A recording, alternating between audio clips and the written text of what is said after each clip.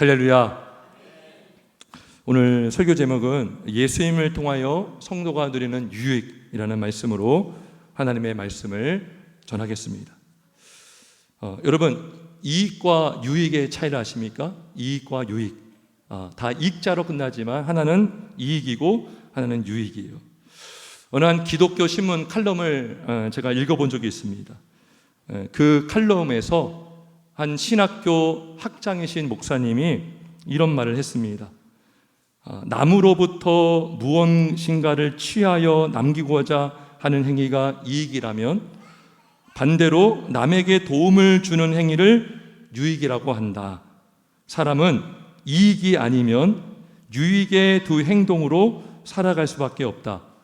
자신의 이익을 위해 남을 이용하든지 남의 유익을 위해 자신을 희생하든지 하는 것이다. 이러면서 이익과 유익의 어떤 차이점을 이렇게 글로 적어 놓은 것이 있어요. 그러면서 끝에 이렇게 말합니다. 이익 추구만을 목적으로 삼아 남을 이용하는 사람은 무익하나 남을 위해 자신을 내어주는 사람은 유익하다. 그래서 참 공감이 되지 않습니까? 공감이 되었어요. 그럼 우리는 어떻습니까? 우리는 늘 이익만을 추구하며 살고 있습니까? 아니면 다른 사람의 유익을 생각하면서 때로는 봉사도 하고 노력도 하고 수고하며 살고 있습니까? 사실 우리는 남의 유익보다는 내 이익을 위해서 살 때가 많습니다. 오늘날 사회를 보면 이기주의가 팽배하고 또 자기중심주의가 팽배하고 경쟁사회이기 때문에 최소한 나는 남보다 더 잘 돼야 된다는 생각, 또 내가 남보다 더 뛰어나야 되는 생각, 그러면서 다른 사람, 나의 성경을 위해서 다른 사람을 또 희생시키기도 하는 그러한 모습도 우리는 볼 때가 많습니다. 하지만 오늘 성경을 보면 이런 것과 완전히 반대로 오직 남의 유익을 위해서 자신을 희생하고 오직 남을 살리기 위해서 자신의 목숨을 버리신 분이 나오십니다. 그건 바로 우리 주 예수 그리스도이십니다. 할렐루야. 우리 25절을 보면 예수는 우리가 범죄한 것 때문에 내줌이 되고 또한 우리를 의롭다 하시기 위하여 살아나셨느니라. 그래서 뭘 내줬다는 거예요? 자신의 생명을 내줬다는 것이죠. 왜 내주셨습니까? 죽은 영혼 살리기 위해서. 죽은 영혼 살리는 거 내버려두지 않으시고 그 죽은 영혼을 살리기 위해서, 오히려 그 범죄한 영혼을 살리기 위해서 자신의 생명을 내어주신 줄 믿습니다. 우리는 내가 살기 위해서 남을 죽이려고 하지 않습니까? 내가 살려고 남을 밟을 때가 있어요. 하지만 예수님은 조롱당하시고 죄 취급당하시고 사람들에게 모욕을 당하셨지만 오히려 다른 사람을 구원하시기 위해서 자신은 구원하지를 않으셨어요. 예수님께서 십자가 달리셨을 때에 거기에 있었던 제사장들, 서기관들 이런 말을 했어요. 그가 남은 구원하였으되 자기는 구원할 수 없도다. 그래서 이 말은 예수님을 조롱하는 말이었지만 그 말이 정말 진리입니다. 사실 그들은 조롱조롱 말했지만 그들의 입을 통해서 진리를 말한 거예요. 왜냐하면 예수님이 진짜 자기는 구원하지 않으셨어요. 왜요? 남을 구원하시기 위해서, 다른 사람의 유익을 위해서 우리 예수님은 희생당하시고 십자가에 달려 죽으신 줄 믿습니다.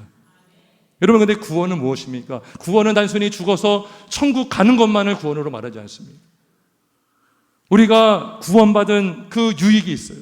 구원 자체가 큰 은혜고, 그리고 그 구원 받음을 통해서 우리가 누리는 유익이 너무나 많습니다. 성도는 죽어서만 천국 가는 것이 아니라 이 땅에서도 우리는 천국을 마음껏 누릴 수 있는 줄 믿습니다.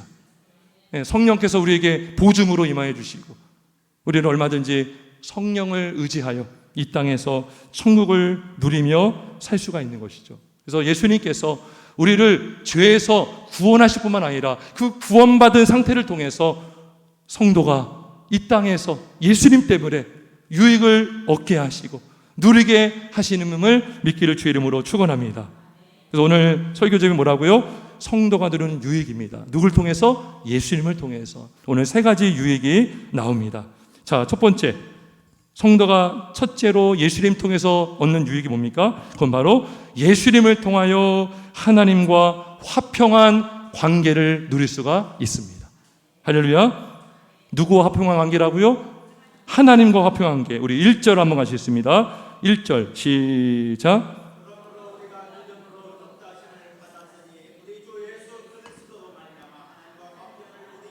아멘. 예수 그리스도로 말미암아 하나님과 화평을 누리자. 여러분, 화평한 관계를 누리고 계십니까? 누리시기를 주의 이름으로 축원합니다. 이미 우리가 화평한 관계가 되었습니다. 화평한 관계가 되었기 때문에 우리는 누릴 수가 있고, 또 화평한 관계를 누림으로 인해서 우리가 이 땅에서 이전에 경험하지 못했던 그 화평한 은혜를 누리며 살아갈 수가 있어요. 그러면 여러분, 우리가 성도가 구원받기 전에는 하나님과 어떠한 관계였을까요? 화평한 관계였을까요? 원수지간이었을까요? 예, 성경은 원수지간이라고 말합니다. 로마서 5장 10절에 보면 곧 우리가 원수 되었을 때에, 원수라는 것은 그 대상이 있는 거잖아요. 어떤 관계 안에서 원수라는 것은 어떤 누구와의 관계라는 것인데, 성도가 하나님과 원수가 되었다는 것입니다. 원수지간이라는 것은 결코 하나님과 화목한 관계가 될 수 없다는 것이죠. 하나님을 오히려 대적하고 맞서는 존재로 살아가는 존재가 바로 이 죄인, 구원받기 전에 죄로 죽은 마귀의 종살이하는 그러한 존재가 바로 원수지간이에요. 원수지간. 여러분, 예수 믿기 전에 여러분은 하나님과 원수지간이었다는 걸 믿으십니까? 동의하십니까? 여러분, 우리가 원수하면 뭔가 막 대적하고 뭔가 욕하고 막 그렇게 생각하잖아요. 나는 사실 예수 믿기 전에는 나는 하나님을 욕한 적도 없고, 나는 하나님에 대해서 뭐라 한 적도 없고, 나는 아예 관심 없었어. 종교 가져도 좋고 안 가져도 좋고, 그렇게 생각하는 분들일 수 있어요. 원수라면 저 이슬람 탈레반 같은 극단주의 이슬람 세력 같은 사람들이 원수지간이지, 나는 종교도 관심 없는데 무슨 내가 원수지간이야 하는 사람들이 있어요. 그런 생각할 수 있습니다. 여러분, 근데 사랑의 반대말이 뭘까요? 예, 보통 무관심이라고 합니다. 무관심. 여러분, 무관심이 더 무서운 거예요. 오히려 사랑하면 어느 때는요 막 화가 날 때가 있어요. 왜요? 사랑하는 사람이, 여러분 보세요, 자녀가 잘못된 길로 가면 화가 납니까? 안 납니까? 근데요, 자녀가 잘되든 말든 무관심한 건 뭐예요? 사랑이 없는 거예요.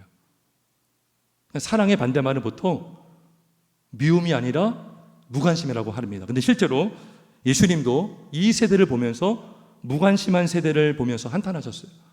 하나님의 말씀을 들어도 반응하지 않고, 죄를 죄라고 얘기해도 꿈쩍도 하잖아요. 이게 무슨 죄야? 다 그렇게 사는데.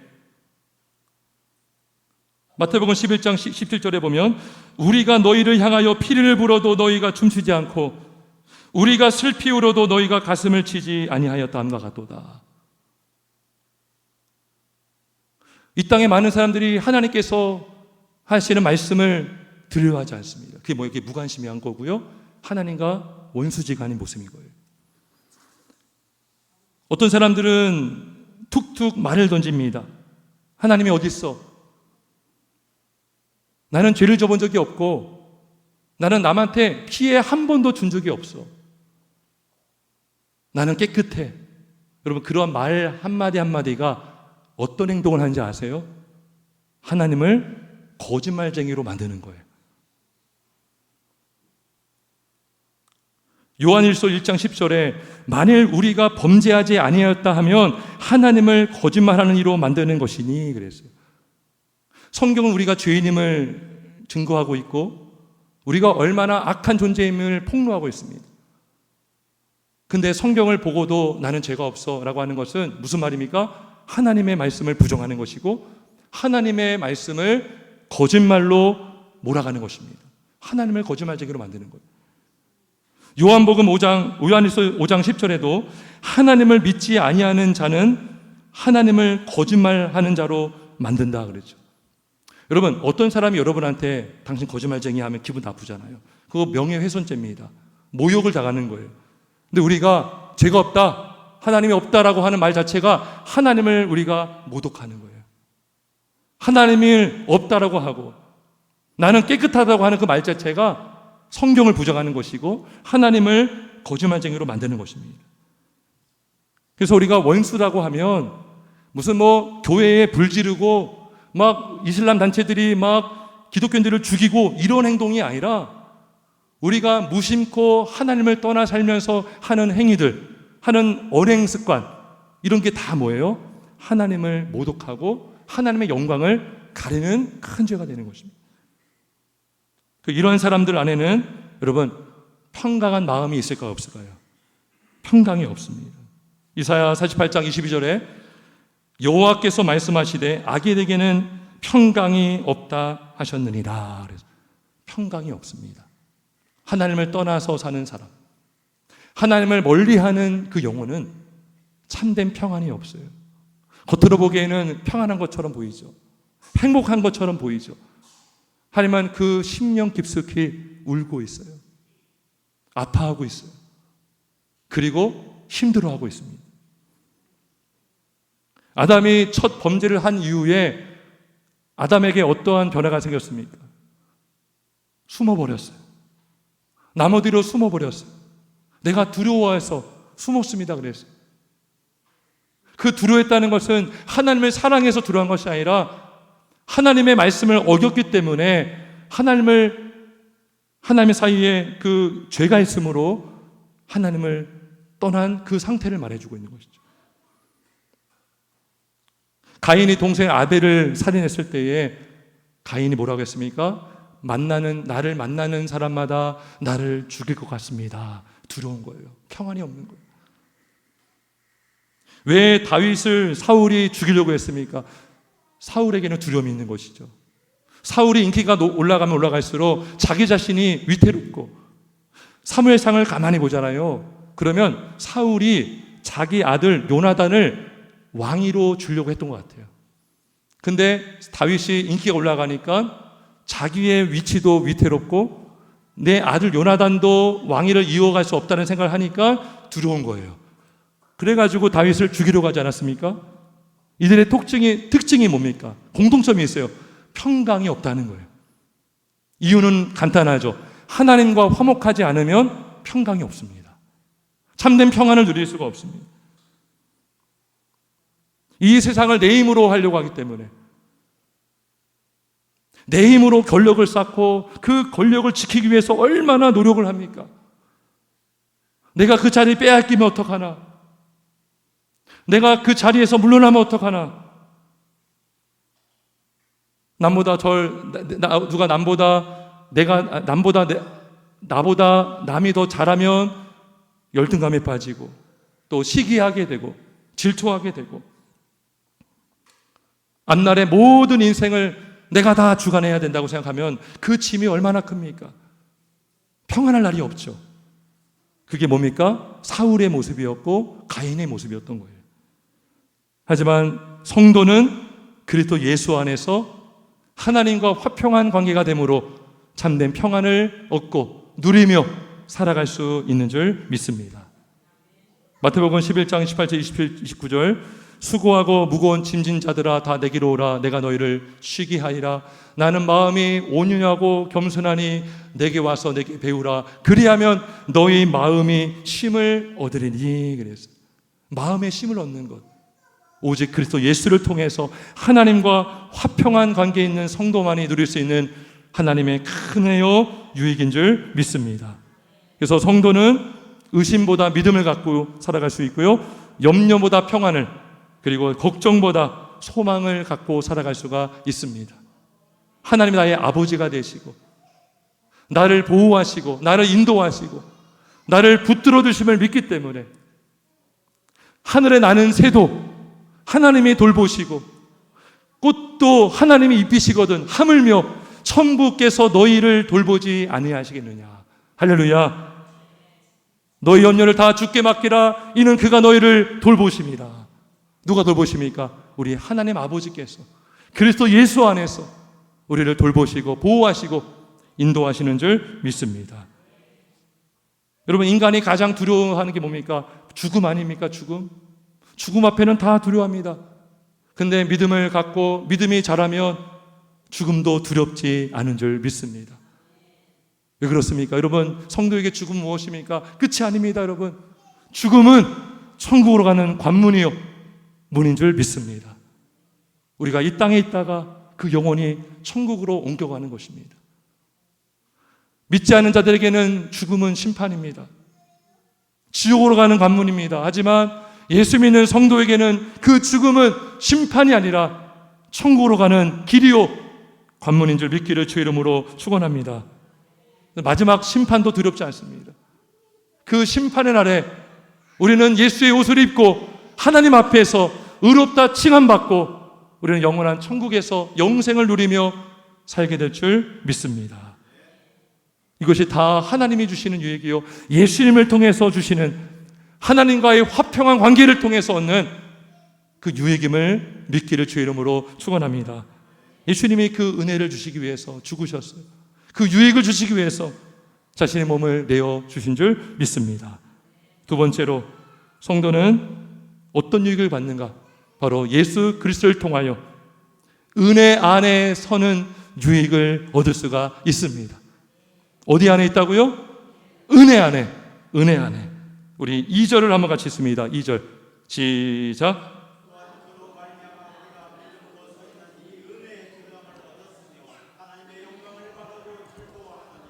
아멘. 자, 그로 말미암아, 예수로 말미암아 우리가 믿음으로 서 있는 이 은혜에 들어감을 얻었다는 거죠.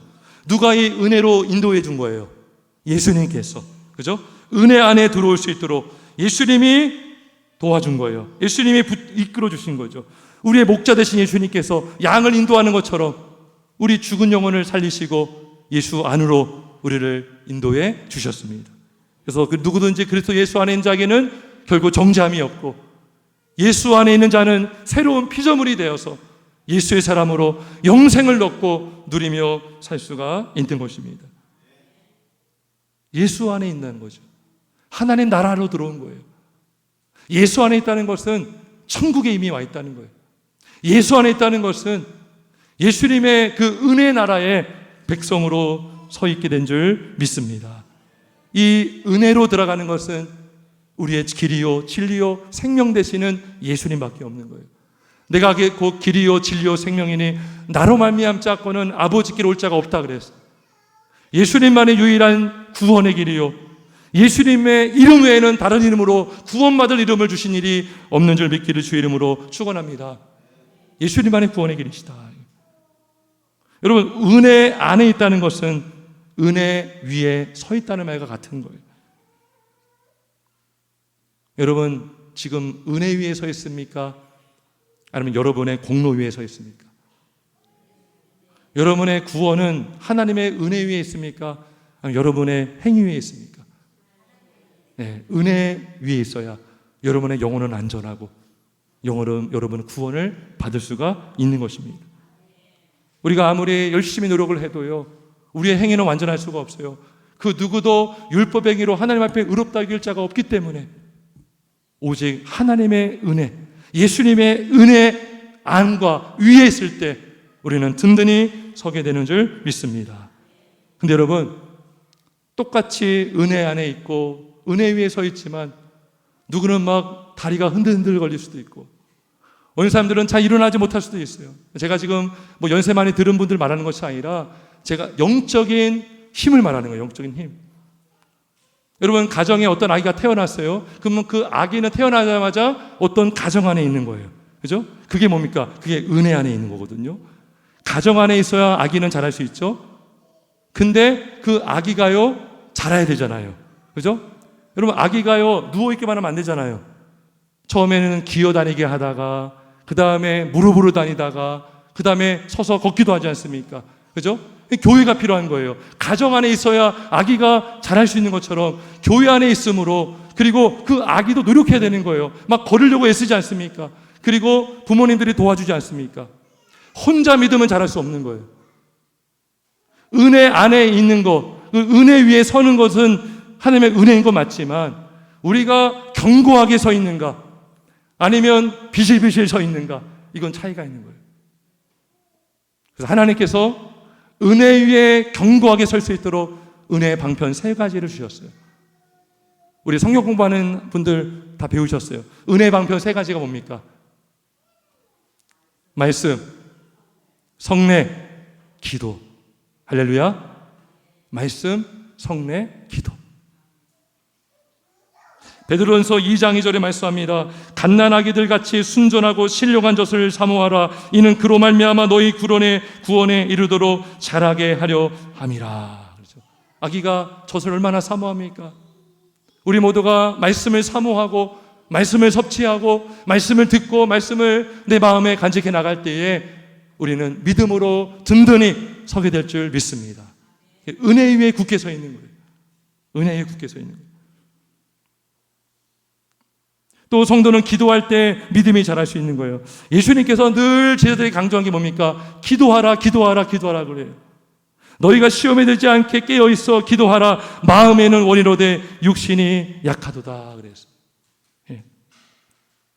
우리가 은혜 위에 서 있지만, 우리가 튼튼한 다리로 복음의 신발을 신고 의의 흉배를 차고 그 다음에 진리의 허리띠를 차고 그러한 말씀을 통해서, 기도를 통해서 우리가 든든히 서게 될 줄 믿습니다. 에베소서 6장에 보면요, 하나님의 전신갑주를 말하고 전신갑주로만 끝나지 않고 18절에 이렇게 말합니다. 모든 기도와 간구를 하되 항상 성령 안에서 기도하고 이를 위하여 깨어 구하기를 항상 힘쓰며 여러 성도를 위하여 구하라. 할렐루야. 요즘에 아이들이요, 평균 신장이 많이 커졌어요. 50년대, 60년대 그때랑 비교할 수 없는 정도로 요즘의 아이들은요, 평균 신장이 많이 커졌습니다. 근데 예전에 하는 뉴스를 봤는데 키는 커지고 덩치는 커졌는데 오히려 어떤 근력도 없고 어린이 소화병도 많고 이렇다는 거예요. 네, 운동을 안 하는 거죠. 우리가 말씀을 많이 먹고 또 성경 지식도 알고 뭐 신학 지식도 갖고 있는데 우리가 기도를 함으로 그거를 소화시켜야 되는 거예요. 그것이 내 것이 돼야 되는 거예요. 우리가 머리로만 갖고 있으면요, 교만하게 되고요, 지식은 사람을 교만하게 한다고 그랬어요. 하자 우리가 기도를 통해서 그 말씀을 믿게 해달라고 기도하고 순종해 달라고 기도하고 성령으로 충만하게 해달라고 기도할 때에 우리가 알고 있는 말씀이 아는 것에서 끝나지 않고 그 말씀을 가지고 순종하며 하나님을 영화롭게 하며 살게 되는 줄 믿습니다. 그 뭐예요? 지식이 실제가 되는 거예요. 믿음이 실제가 되는 거예요. 알고만 있는 그 성경 지식이 내가 기도하며 순종함으로 그 지식이 내 것이 되고 그 믿음이 실제가 되는 줄 믿습니다. 그리고 성례를 통해서도 우리는 은혜 위에 설 수 있어요. 예수님이 말씀하셨어요. 이것을 행하여 나를 기념하라 그랬어. 이것이 뭐예요? 성찬을 행하여 나를 기념하라. 너희는 가서 모든 족속을 제자로 삼아 아버지와 아들과 성령의 이름으로 세례를 베풀라 그랬어요. 예수님이 직접 제정하시고 명령하신 성례가 2가지라고 했어요. 성찬식과 세례식. 이 성례를 통해서 우리는 복음을 눈으로 직접 확인합니다. 저는 지금 말씀으로만 전하지만 우리가 성찬을 통해서 직접 예수님의 살을 보고 예수님의 피를 보고 예수님의 살을 먹고 마시는 거예요. 영적으로. 그럴 때 그 복음이 더 풍성해지는 줄 믿습니다. 믿음이 자라는 시간이죠. 그럴 때 우리의 영혼이 은혜 안에 있을 뿐만 아니라 은혜 위에 서 있을 뿐만 아니라 은혜 위에 든든히 서게 되는 줄 믿습니다. 할렐루야. 그래서 다시 2절에 보면 그로 말미암아 우리가 믿음으로 서 있는, 그냥 서 있지 말고 말씀과 기도와 예배를 통해서 든든히 서 있기를 주의 이름으로 축원합니다. 이 유익을 주시기 위해서 예수님이 죽으시고 부활하신 줄 믿습니다. 마지막으로 3번째, 성도는 예수님을 통해서 참된 즐거움을 얻고 누릴 수가 있습니다. 할렐루야. 참된 즐거움. 우리 2절을 다시 한번 읽습니다. 2절 시작.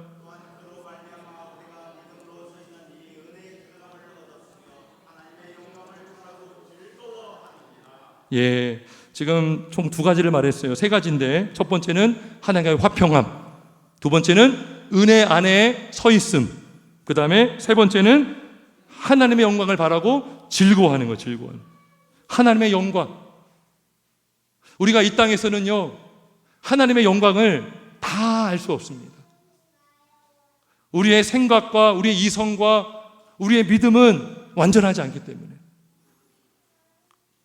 하나님께서 계시의 영을 부어주셨어도 우리는 이 땅에서 하나님이 보여주시는 것 한도 안에서만 하나님의 뜻을 알 수가 있어요. 하지만 마지막 때가 되면 우리는 몸으로 완전히 부활할 것이고 하나님의 완전한 영광과 그 나라의 영광을 보게 될 줄 믿습니다. 여러분이 부활할 몸을 한번 생각해 보세요. 어떤 몸이겠습니까? 썩지 않을 몸, 하나님의 영광스러운 몸, 예수님의 그 모습을 보게 된다고요. 그 영광을 바라볼 때마다 성도는 소망이 생기고 성도에게는 기쁨이 생기고 즐거움이 있게 되는 줄 믿습니다. 근데 우리가요, 죽어서만 마지막 날에 임할 하나님의 영광만을 바라는 것이 아니라 우리는 이 땅에서도 얼마든지 하나님의 영광을 바랄 때에 그 성도는 참된 즐거움과 기쁨을 누리며 살게 되는 줄 믿습니다. 웨스트민스터 소유리 문답 아시죠? 우리가 지금 하고 있는 웨스트민스터 신앙 고백서, 그것을 그 당시 어린이들도 잘 배울 수 있도록 문답식으로 만든 게 소유리 문답이에요. 어린이용으로 만든 거예요. 그 소유리 문답 1문이 뭐냐면 인간의 제일 되는 목적이 무엇입니까? 라고 해요. 그 답이 뭐죠? 하나님을 영화롭게 하고 그분을 영원토록 즐거워하는 것입니다. 여러분, 하나님을 영화롭게 하는 것과 하나님을 즐거워하는 것이 분리가 되어 있을까요? 안 분리되어 있을까요? 분리가 안 되어 있는 거예요. 그 말은 무슨 말이냐면 인간은 어느 때 가장 즐거웠냐? 하나님을 영화롭게 할 때가 가장 즐거운 존재라는 거예요. 그렇게 만드셨어요. 하나님이 그렇게 만들어 주셨다고요. 하나님의 형상대로 지음받은 인간은 하나님의 목적대로 살 때에 그 영혼은 가장 즐겁고 행복한 줄 믿습니다. 여러분, 핸드폰은요, 전화라고 만든 거예요. 근데 여러분, 핸드폰을 가지고 막 망치질을 하면요, 핸드폰이 기쁘겠습니까? 그리고 막 망가지면 이 핸드폰 안 좋네라고 버리면 그거 얼마나 슬픈 거예요. 그건 목적대로 사용하는 게 아니에요. 인간이 목적대로, 하나님의 목적대로 산다는 건 뭡니까? 하나님의 영광을 위해서 하나님을 예배하며 살 때에 그 영혼은 즐겁고 기쁘게 되는 줄 믿습니다. 시편 71편 23절의 말씀이에요. 내가 주를 찬양할 때에 나의 입술이 기뻐 외치며 주께서 속량하신 내 영혼이 즐거워하리이다. 그래서 우리가 보통 그러잖아요. 즐거우니까 찬양할 수 있지. 난 오늘 예배할 마음이 없어. 나 찬양할 마음이 아니야. 그건 잘못된 거예요. 시편 71편 23절은 찬양할 때 기쁨이 온다는 거예요. 할렐루야. 찬양할 때 즐거워한다는 거예요. 그렇게 우리를 만드셨어요. 여러분, 기쁨이 줄어들었습니까? 여러분, 삶 가운데 즐거움이 예전보다 같지 않습니까? 예배의 승리자가 되기를 주의 이름으로 축원합니다. 주님을 찬양하시기를 주의 이름으로 축원합니다. 제가 예수 믿기 전에는요, 정말 방황을 많이 했습니다. 그렇게 사는데요, 뭔가 마음 한구석에 기쁘지가 않은 거예요. 그리고 그런 생각이 들었어요. 마치 여러분, 이 옷걸이에 이렇게 어떤 옷을 입을 때 그 옷이 어떤 사람에게 쫙 맞아야 되는데 내 옷 같지가 않은 느낌이 많이 들었어요. 하나님의 전적인 은혜로 하나님 만나고 교회 와서 예배하고 봉사하며 사는데 얼마나 기쁘던지요. 내가 있어야 될 것이 여기구나. 할렐루야. 할렐루야. 예, 그걸 깨달았어요. 이게 뭐예요? 하나님이 그렇게 만드셨기 때문인 거예요. 여러분과 어울리지 않는 삶을 안 살기를 주의 이름으로 축원합니다. 성도로서 마땅히 있어야 될 곳에 있으시고 은혜 위에 있고 은혜 안에 있고 하나님을 예배하는 그 자리에 있을 때에 하나님이 영광 받으시고 예배하는 우리 모두에게도 즐거움과 기쁨을 주시는 줄 믿습니다. 말씀을 정리하겠습니다. 우리 예수님은 이러한 우리의 유익을 주시기 위해서 자신의 몸을 내어 주셨습니다. 우리의 범죄함으로 자신을 내어 주시고 우리를 의롭다 하시기 위하여 부활하셨습니다. 우리는 내 이익만을 추구하기 위해서 때로는 남을 이용할 수도 있지만 우리 예수님은 오직 택자들의 그 죄인, 택함 받은 죄인들을 구원하시기 위해서 자신의 이익을 내려놓고 오직 십자가 달려 죽으시고 부활하심으로 우리에게 생명을 주시고 그 믿음 안에서 살게 하신 줄 믿습니다. 하나님과의 화평한 관계를 이루게 하셨고 은혜 안에 서서 살게 하시고 그리고 하나님을 영광을 바라며 즐겁게 하게 하신 그 은혜를 우리가 잊지 않기를 주의 이름으로 축원합니다. 그리고 우리가 이 은혜를 누릴 수 있도록 하나님이 친히 교회를 세워주셨습니다. 성도로 모이게 하셨고 함께 예배할 수 있도록 은혜 주신 우리 예수님, 오직 예수로 말미암아 영생을 얻고 오직 예수로 말미암아 이 유익을 누릴 수 있음을 믿으시고 모두가 다 예수 믿으시고 예수 안에서 즐거워하며 기뻐하는 우리 모두가 되길 주님의 이름으로 축원합니다. 기도하겠습니다.